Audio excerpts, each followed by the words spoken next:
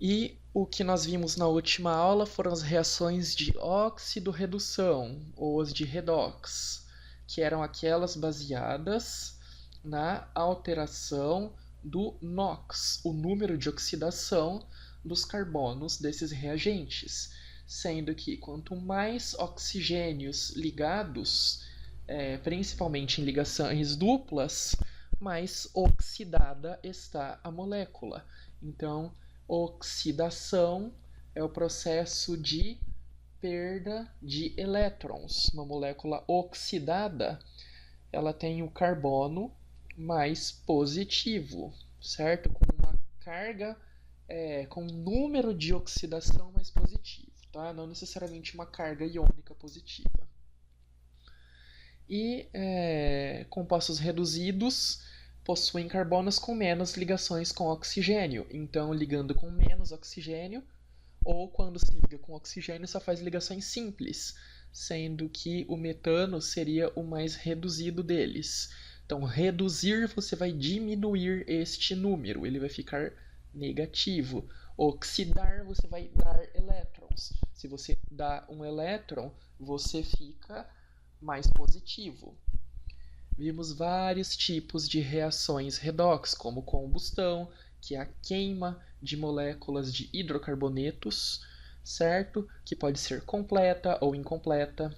Nós vimos que dá para fazer oxidação de alcoóis, de aldeídos, usando reagentes simples, certo? Com um pouquinho de calor, etc. Nós vimos que tem como você fazer outros tipos de oxidação em ligações duplas carbono-carbono. Então não é só cetona, aldeído e alcoóis que podem ser oxidados, moléculas com ligações C-C também. E elas podem ser por oxidação branda, usando reagentes parecidos com a oxidação de alcoóis, certo? Só que em condições levemente alcalinas, baixas temperaturas. Ela reage mais fazendo a conversão de ligações duplas em dióis, ou seja, OH, OH em carbonos vizinhos.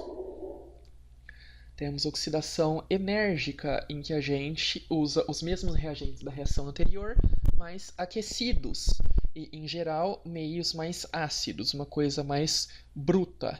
E ele consegue equilibrar as ligações π e as ligações sigma. Então, quando você faz oxidação enérgica de uma molécula, você gera duas como produto. Lembram? E dependendo do que você tiver de ligantes, você pode gerar gás carbônico, você pode gerar ácidos carboxílicos se tiver um hidrogênio, ou você pode gerar cetonas, certo?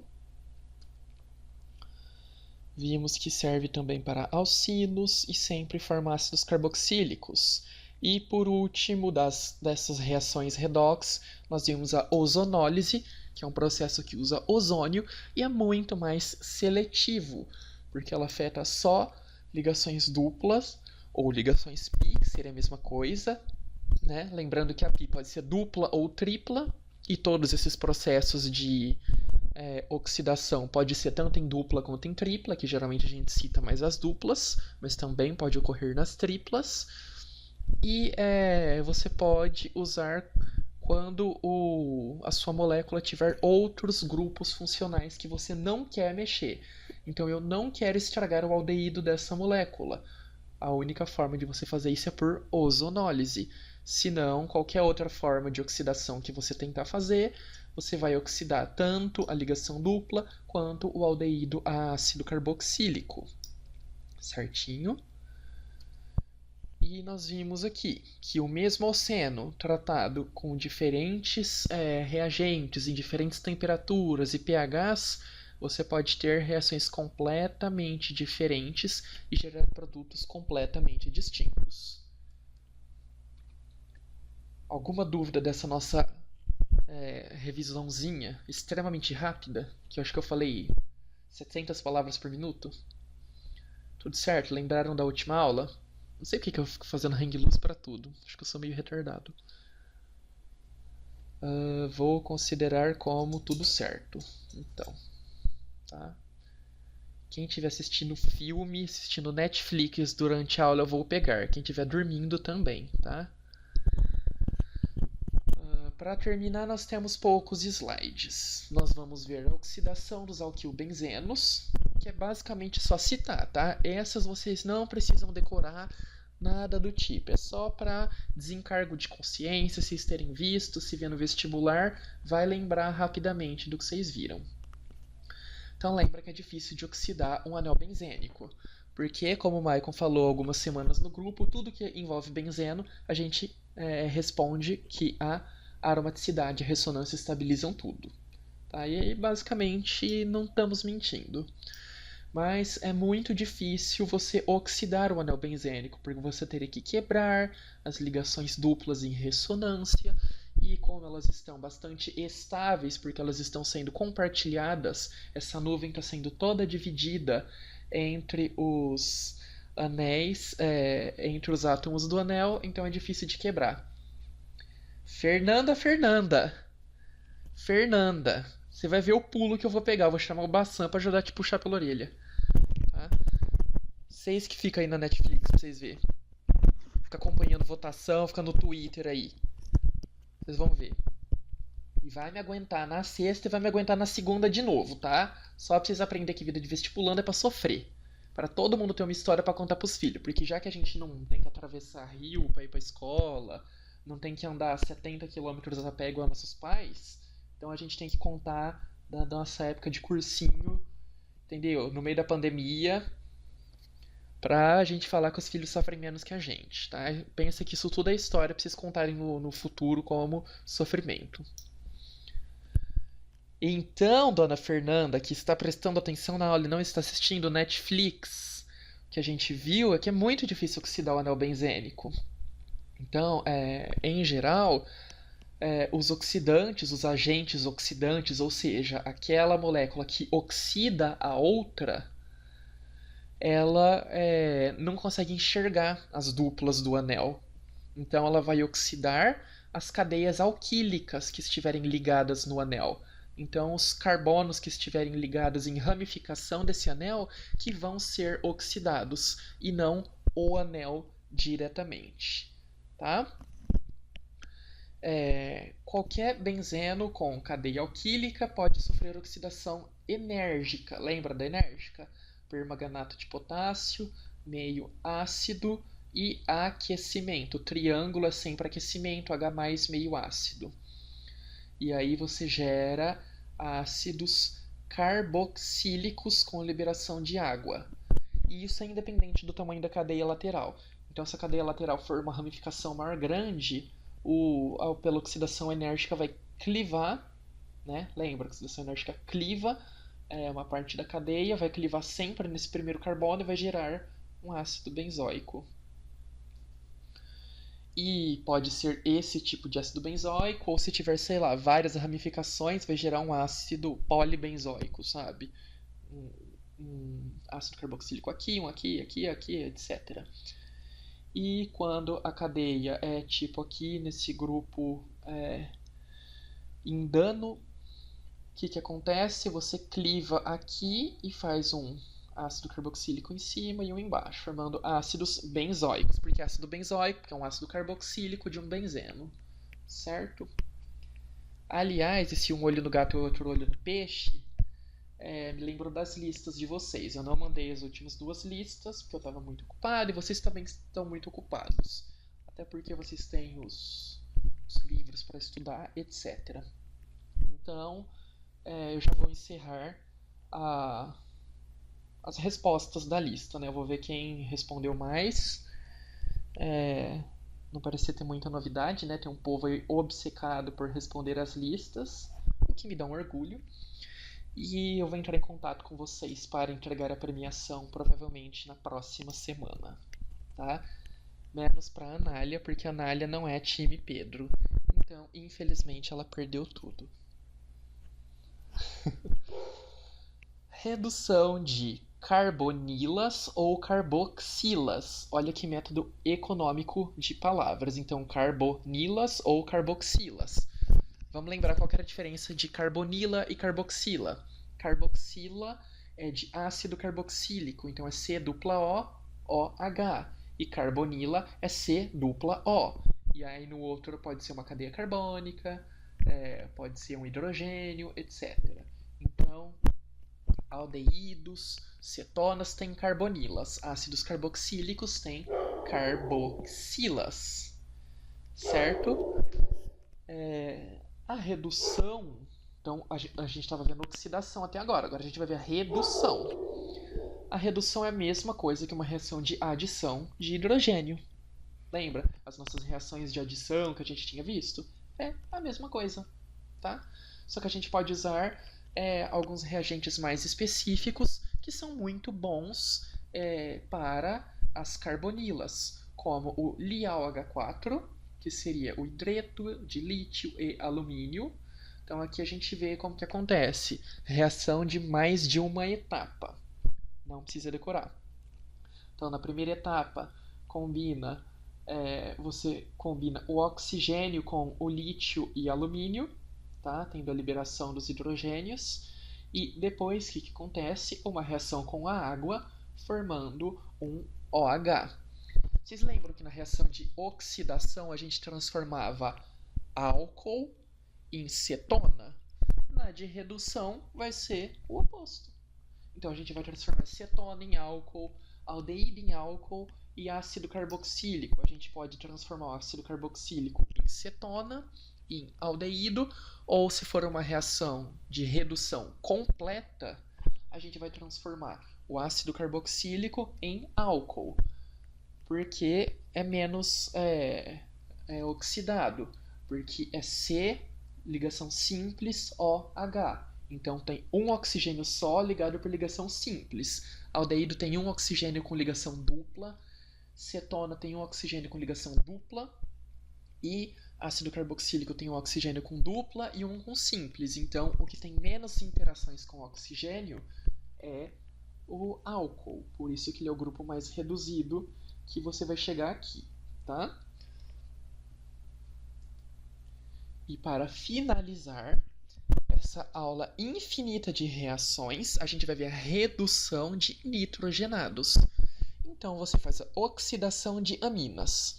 Você tem uma amina, NH2, e aí você oxida ela, tá? Você forma o grupo nitro, NO2, então você oxidou. Mas aqui a gente está estudando a redução dos nitrogenados. Então você põe hidrogênio no meio, você põe uns catalisadores como paládio, e aí o que você tem? Você tem as aminas de volta, tá? Essa reação parece um pouco tosca, mas é uma reação que eu trabalho na minha iniciação científica, porque na doença de Chagas a gente tem o Trypanosoma cruzi e o único medicamento disponível para ele é um medicamento nitro heterocíclico.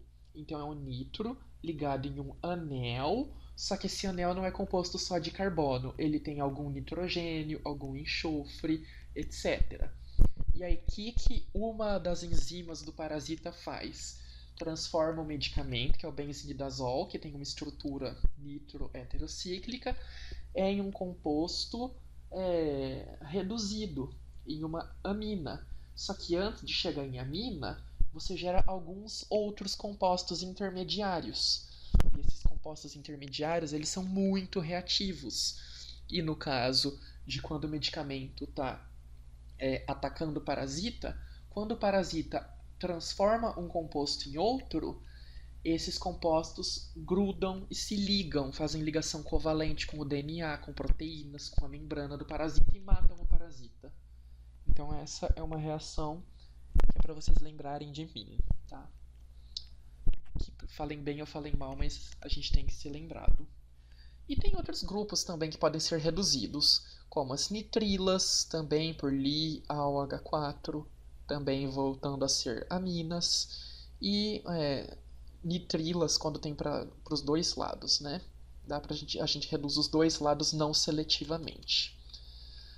Acabamos! Então acabamos as aulas de redox, tá? E agora a gente começa as aulas bem tranquilinhas nossas. Vamos começar aulas bem tranquilas, que são as de recursos orgânicos. Nossa, aleluia, digo eu. E eu não estava mais aguentando falar sobre reações orgânicas. É muita coisa. Lembrando que vocês só precisam ter uma noção geral dos tipos de reação. Não precisa saber reação por reação, porque eu não faço ideia.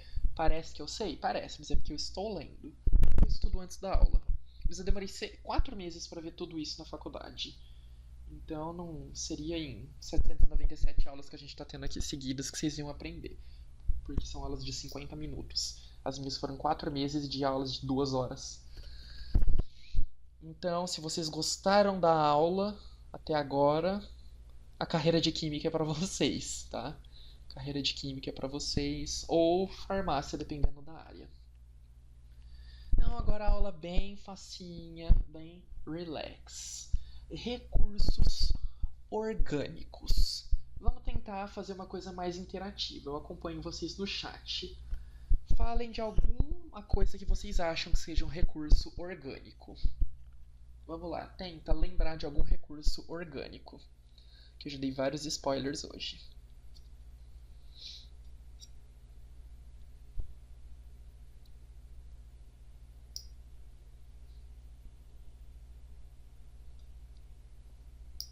Um recurso orgânico. A minha paciência é que vocês estão esgotando esse recurso. Vamos lá. Interação. É sexta, mas ninguém morreu ainda. Sextou só depois das 10. Aí pode ver série. Vamos pensar. O que é um recurso que a natureza nos dá? Um recurso natural. Vamos pensar. Petróleo. Então, petróleo é um recurso natural, orgânico, que a natureza nos dá. Nós temos outro, como os animais. Carvão mineral. Nós temos o carvão vegetal. Temos os gases que a gente pode usar para combustão. Então, nós temos basicamente quase tudo é recurso natural, né? Se a gente for parar para pensar. Mas a definição mais bonitinha.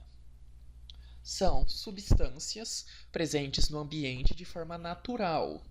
Então já está lá no ambiente sem a interferência do homem. Então não precisa da gente induzir reações orgânicas para eles serem feitos. Nem induzir inseminação artificial, nada do tipo. Tá?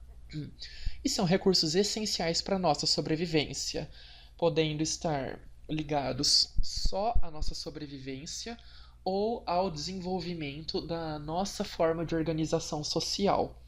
Como assim? O petróleo é crucial para a nossa sobrevivência? Não, a gente não precisa beber petróleo para sobreviver. Mas, como a nossa sociedade está organizada desde 1800, né, 1700, 1800, com o início da Revolução Industrial, a gente é muito dependente de energia.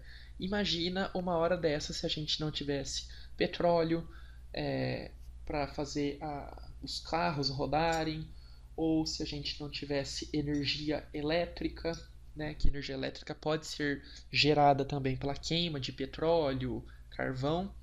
Imagina, a gente sem internet numa hora dessa. A gente ia estar fazendo o quê? Encarando o teto. E provavelmente conversando com parentes que a gente nem sabe atualmente que a gente tem. Então, eles podem estar muito envolvidos com a estruturação da nossa sociedade.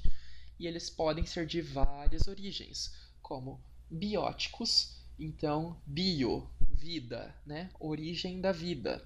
Eles são oriundos da biosfera. Então, são produtos de seres vivos, da exploração animal e vegetal, como o camarão. Então, o camarão é um recurso natural, o camarão está lá, não é a gente que produz um camarão em laboratório. O camarão já é sobrevivente do nosso meio ambiente, pelo menos por enquanto, né? Porque com a extinção em massa dos seres vivos e poluição é complicado.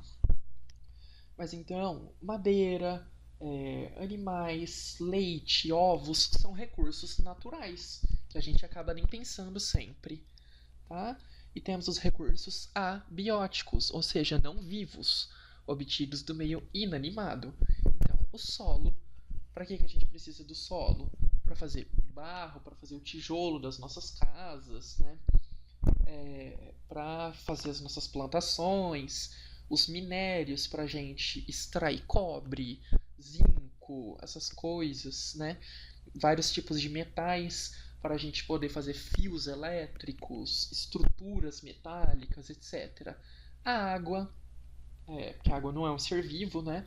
E, além do mais, a água não é orgânica, se vocês lembrarem, a água é um composto inorgânico e é crucial para a nossa sobrevivência.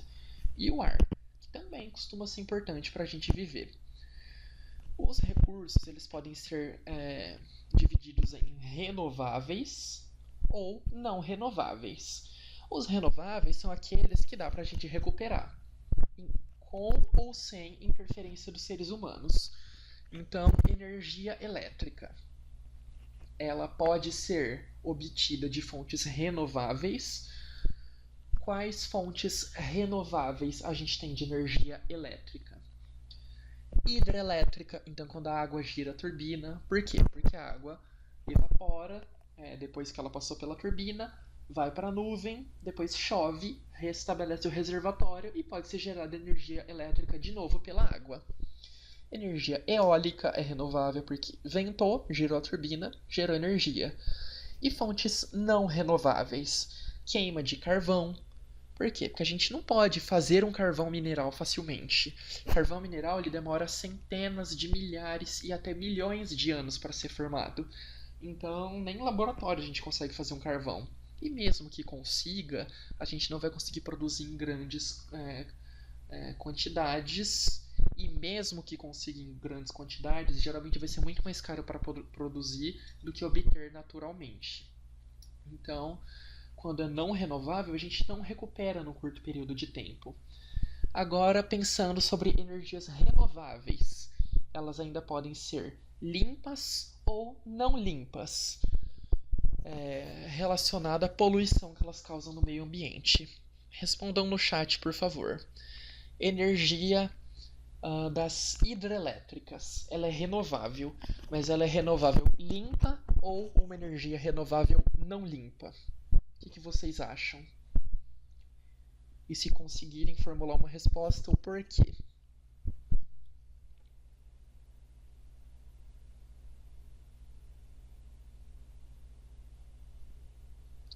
Energia hidrelétrica, quando passa a água girando as turbinas.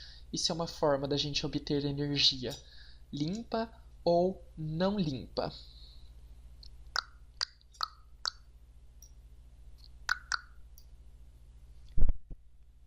Isso, como vocês responderam na cabeça de vocês e acertaram, é uma forma de energia quase.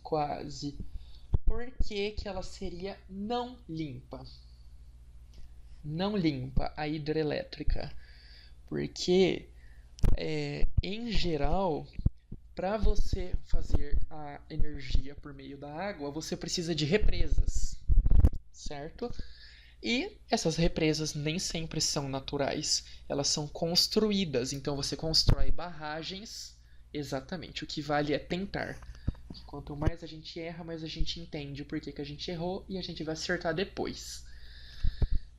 E com a construção das barragens para a gente parar a água e passar ela por dentro das turbinas só, o que a gente faz? A gente inunda florestas. E quando a gente inunda florestas, tem a morte de vários animais e você cobre a floresta naquela região que você inundou para fazer represa. Então vai estar sendo formado gás carbônico, metano, que vão poluir a atmosfera, entendeu? Porque não era para eles estarem saindo das árvores e indo para a atmosfera, né? Não é um processo natural, tá? Então, por mais que a hidrelétrica seja uma energia renovável, ela não é limpa, porque destrói florestas, mata animais e libera muito gás carbônico, tá? Não tanto gás carbônico quanto uma termoelétrica, etc., mas libera também. Agora, a eólica é limpa, como a Fernanda está pensando agora. Então a eólica é limpa, porque só ventou. Você só precisa de pôr aqueles ventiladorzão gigante lá, né? As turbinas eólicas. Você pode colocar isso num deserto, por exemplo, e é limpa, tá? Não polui o meio ambiente, etc. Então vamos ver sobre o carvão mineral, como a Melissa tinha citado como um recurso. Então, ele é um combustível fóssil, ou seja, ele é de origem da época dos dinossauros, tá? E ele é extraído por mineração. Então, você tem que ficar lá, tipo Minecraft, com a picareta cavando o solo. E pode estar em grandes profundidades, que é o mais comum, mas em alguns casos pode estar perto da superfície também, tá? Em geral, são minas subterrâneas terríveis de se trabalhar. E como que é formado o carvão mineral?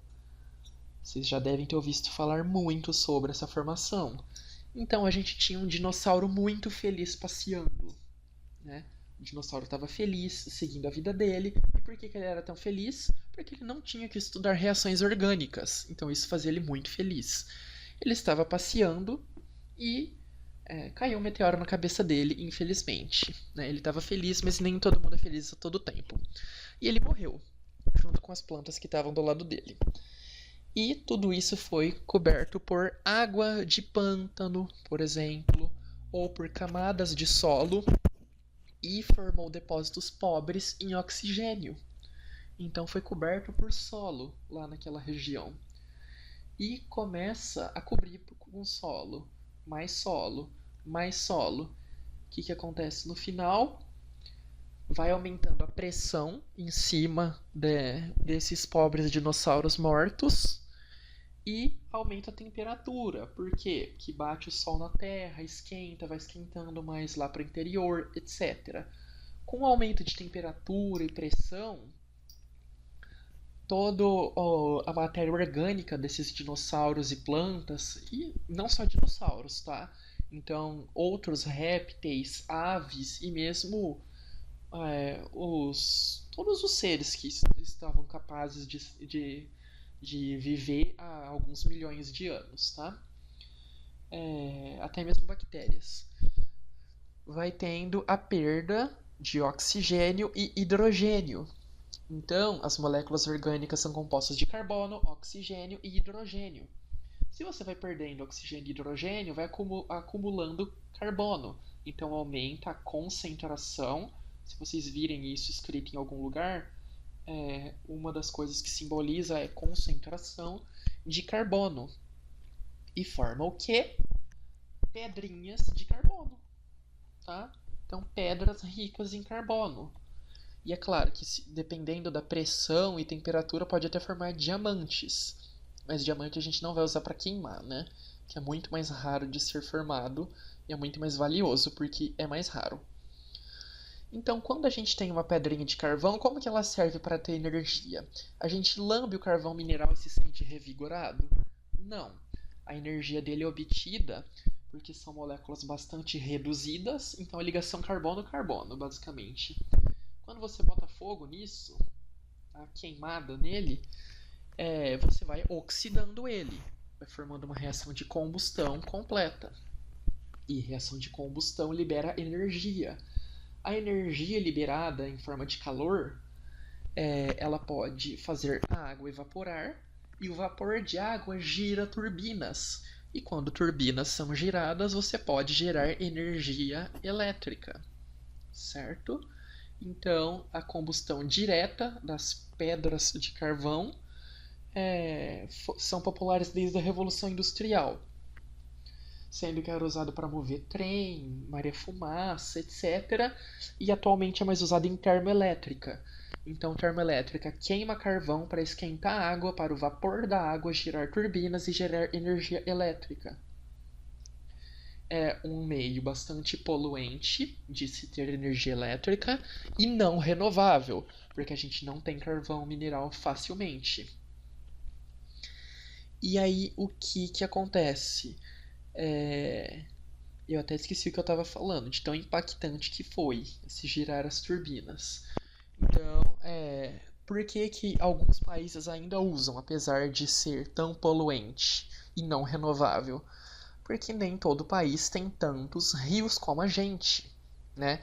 Eles não têm tanta água para poder fazer reservatórios e gerar energia hidrelétrica. Tem países que não venta tanto, tá? Por condições geográficas. Então eles são, por exemplo, planícies muito grandes e que não tem vento. Não é comum vento naquela região. Ou um planalto, uma região coberta com muitas montanhas. Não tem como se instalar as turbinas eólicas nas montanhas. Então nem sempre é possível você gerar energia renovável.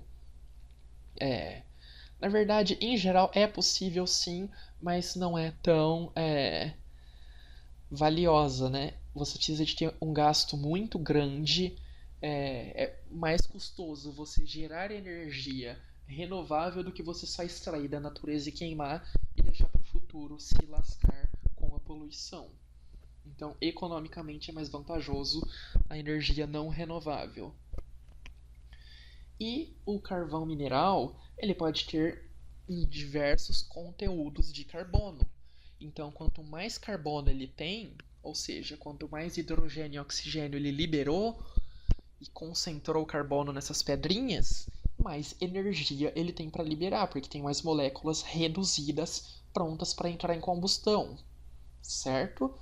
E isso depende de quantos milhões de anos ele passou embaixo da terra, ou da composição dos animais que morreram. Então, um dinossauro que não estudava orgânica e morreu, vamos dizer que o corpo dele era composto de 30% de carbono, mas tinha uma alga que tinha 60% de carbono, entendeu? Então, dependendo dos animais que habitavam aquela região, animais, vegetais, protozoários, você muda a proporção de carbono. É claro que depois de muitos milhões de anos, como você liberou todo o oxigênio e hidrogênio, no final o acúmulo de carbono vai ser mais ou menos o mesmo, mas nos casos iniciais é menor. Então, alguns milhões de anos depois, o carvão mineral é chamado de celulose. Não é a celulose que a gente extrai do papel, tá? É uma pedra que eles decidiram chamar de celulose para confundir a nossa vida, porque para que dar o mesmo nome para duas coisas completamente diferentes? E a gente vai ter na turfa, lignito, a rolha e o antracino, sendo que o antracino é o mais energético, porque ele é composto de aproximadamente 90% de carbono, tá? Então aqui, como que é uma energia termoelétrica? A gente tem a água passando, tá? Então uma água resfriada, e aqui a gente está tendo a queima do carvão mineral. Pode ser de carvão mineral, isso daqui é para mostrar do carvão mineral, mas você pode estar queimando carvão vegetal também. Como é gerado carvão vegetal, que é aquele que a gente usa no churrasco? Você pega uma árvore, mata e queima. E aí o que sobrou, que foi queimado, em geral é carbono. Tá? Tem uma concentração um pouco alta de carbono. Não tão alta quanto o carvão mineral, tá? O carvão mineral é muito mais energético que o carvão vegetal, mas ainda é possível de queimar. Então você queima lixo, queima papel, tem países que queimam lixo também para gerar energia, ou queima carvão. O calor liberado aqui nesses tubos, ele vai aquecer a água que está aqui em contato nesse recipiente. Ela vai virar vapor. Depois que ela vira vapor, ela vai sendo conduzida por um tubo, gira uma turbina. Essa turbina gira alternadores, e se vocês quiserem eu chamo Bassan agora para explicar como que é gerada essa energia elétrica. Tá? Acho que vai ser muito gostoso na sexta-feira. E depois a água é devolvida, o vapor depois que ele passou, ele é devolvido para uma câmara que é resfriada e condensa de novo a água. Então o vapor fica ciclizando aqui dentro. Então água, vapor e a energia elétrica é mandada para a cidade para a gente assistir Netflix durante a aula, pedir iFood durante a aula também.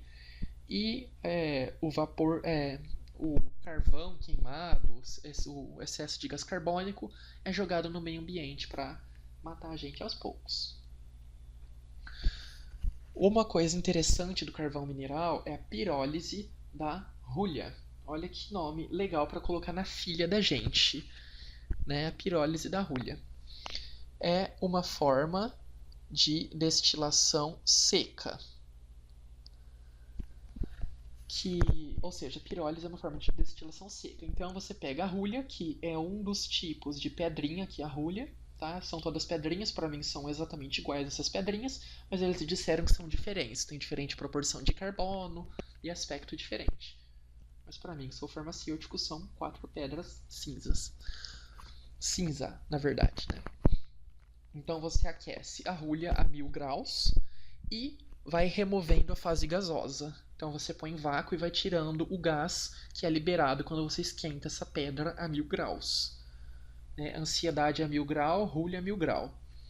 E depois você vai quebrando moléculas grandes de carbono, então aqueles hidrocarbonetos grandes, mas que são muito ricos em carbono, você quebra eles em moléculas menores e obtém algumas frações, como a fração gasosa, né, que como a gente pode imaginar ela é composta de gás, e antigamente era o gás que usava para iluminar a rua. Sabe, Inglaterra, quando a gente vê aquele filme Inglaterra 1900, e aí tem aqueles lampiões na rua, etc, super legais.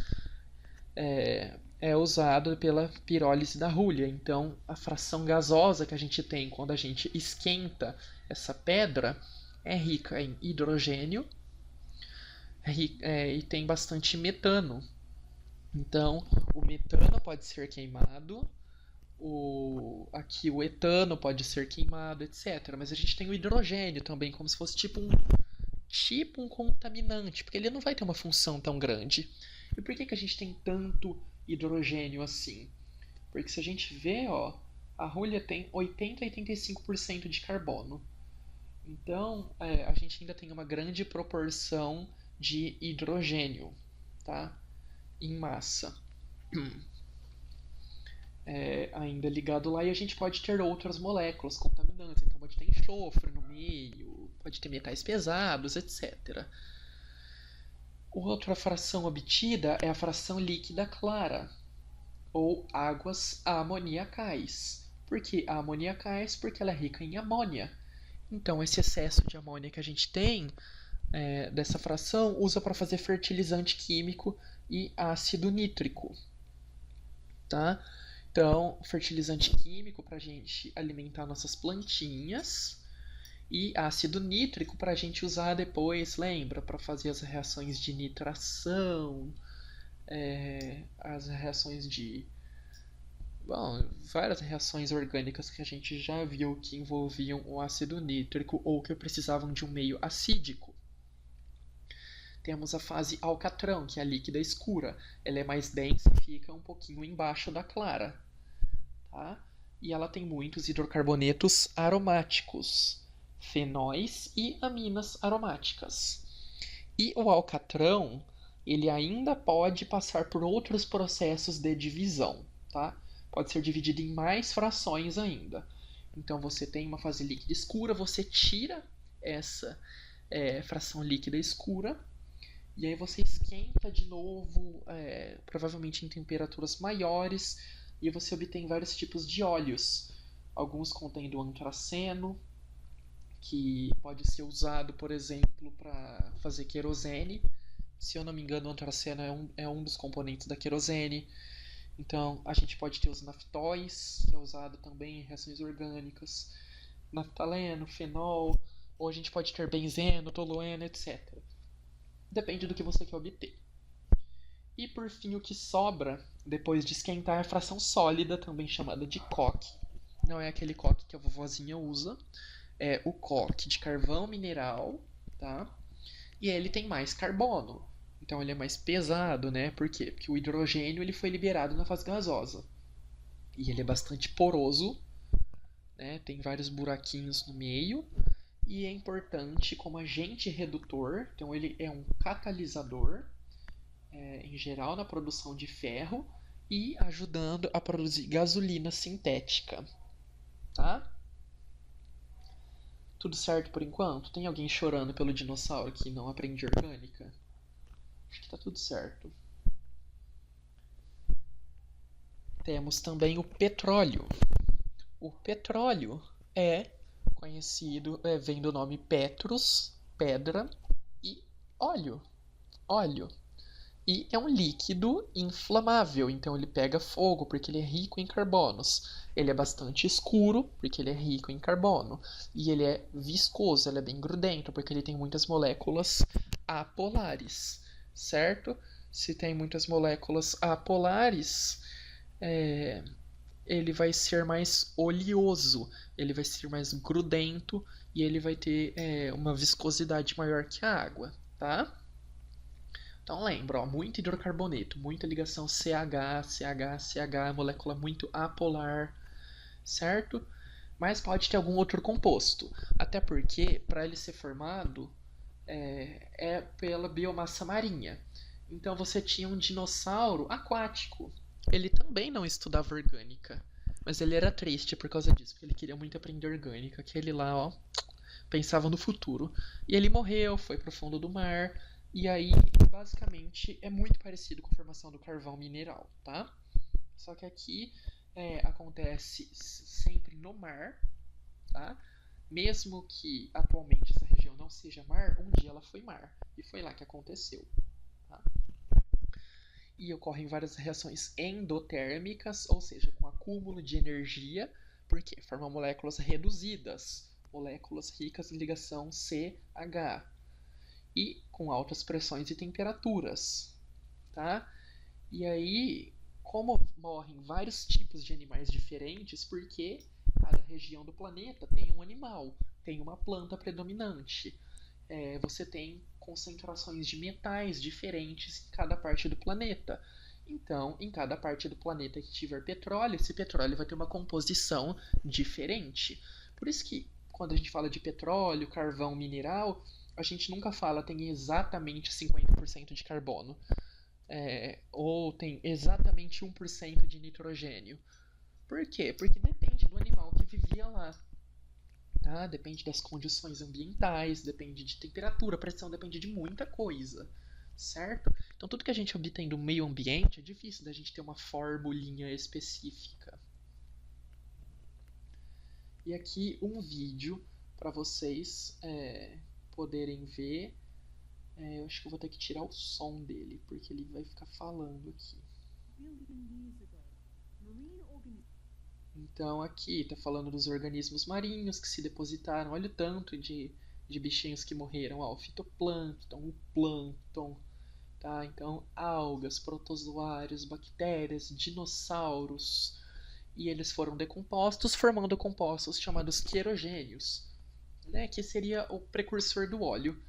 O mar vai movendo areia, terra e vai depositando em cima dessas camadas e vai ocorrendo reações de redução desses compostos. Então, a formação de ligações duplas com hidrogênio, etc. E forma camadas porosas que a gente pode acumular óleo. Então, você pensa, lá embaixo você vai ter uma camada um pouquinho porosa para acumular óleo, e em cima vai ter depositado um monte de terra, um monte de coisa com muita pressão, virou uma pedra. Então o óleo fica preso lá embaixo. Por isso que o óleo não costuma escapar espontaneamente. Claro que se tiver um terremoto debaixo da superfície do mar, você pode romper um desse e liberar petróleo naturalmente. O que é muito difícil de acontecer, porque as camadas de pedra são bem grossas, etc.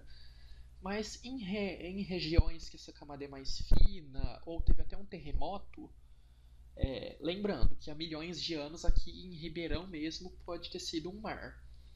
Então vamos supor que aqui a gente poderia ter petróleo. Na verdade aqui acho que foi um vulcão, mas boa parte do Brasil já foi um mar. Então dá pra gente achar petróleo em boa parte do Brasil, mesmo que esteja seco hoje. E aí tem regiões que a terra está mais fininha, dá pra gente extrair. E como tem uma camada impermeável de pedra em cima desses bolsões, tem o acúmulo de óleo e tem o acúmulo de gás natural, né? Por quê? Porque forma metano, forma propano, e eles podem ficar mais na forma gasosa do que na forma líquida, tá bom? Então, eles podem ir para uma parte gasosa. E aí depois o ser humano extrai, né, usando várias tecnologias, como a emissão de ondas sísmicas, etc., que reflete se tem partes vazias embaixo da Terra, tá? Ou se a Terra é bem densa. Agora o vídeo não quer parar nunca mais. E tá. Oh, Deus mio. Então, no poço de petróleo, o que a gente vai encontrar? Petróleo, é claro. A gente vai encontrar gás natural e água salgada, porque ele é sempre formado numa região que já foi mar. E eu acho que o resto do petróleo a gente pode terminar na aula que vem. Então a gente continua vendo petróleo, gás natural, gasolina, etanol. O que é liofilização? Tá. Liofilização é um processo em que a gente faz a retirada de água. É um processo muito comum na indústria farmacêutica. Então, ó a sorte, pergunta para o professor certo. Nós temos várias proteínas que a gente pode vender comercialmente, como anticorpos para fazer vacinas. Vacinas não, né? Soros, quando a gente vende anticorpos. Então, soro antiofídico. A gente injeta um pouco da peçonha da cobra em cavalos. O cavalo produz os anticorpos, porque eles são mais fortes do que a gente, né? Sistema imune melhor, para cobras pelo menos. Aguentam uma dose de veneno maior. E aí o ser humano extrai esses anticorpos e purifica. Só que esses anticorpos, eles ficam no sangue, né? No soro do animal. Então, para a gente vender em frasquinhos, a gente tem que tirar esse soro para não vir com nenhum contaminante, nenhuma bactéria, nenhum vírus do cavalo, nada que possa nos dar alergias. Então a gente purifica, tira e deixa só o anticorpo.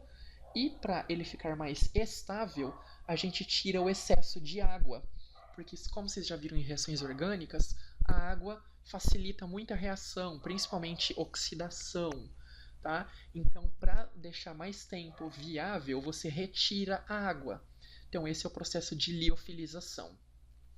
Essa liofilização pode ser com solventes orgânicos, ou ela pode ser por diferença de vácuo.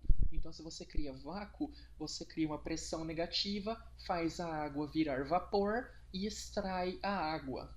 Tá? Então, o processo de liofilização nada mais é que você retirar a água de compostos do seu interesse. Outro exemplo de liofilização: frutas secas. A gente pode obter frutas secas por liofilização. Então, um processo de retirada de água, que não é por secagem simples por calor, tá? Então, você usa vácuo, etc. Deu para entender? Então, vários componentes orgânicos, quando vai vender, tipo proteínas, como a insulina ou anticorpos, é bom liofilizar. Então, você tira o excesso de água para evitar que estrague rápido, para evitar oxidação, para evitar que bactérias se multipliquem, etc. Acho que é só isso por hoje, tá? Abraços. Bom filminho, tá? Bom filminho, Fernanda. Espero que eu não esteja interrompendo nenhuma parte importante. E até segunda, que a gente se vê de novo para encerrar isso. Mas agora o conteúdo é bem mais tranquilo. Abraços, pessoal.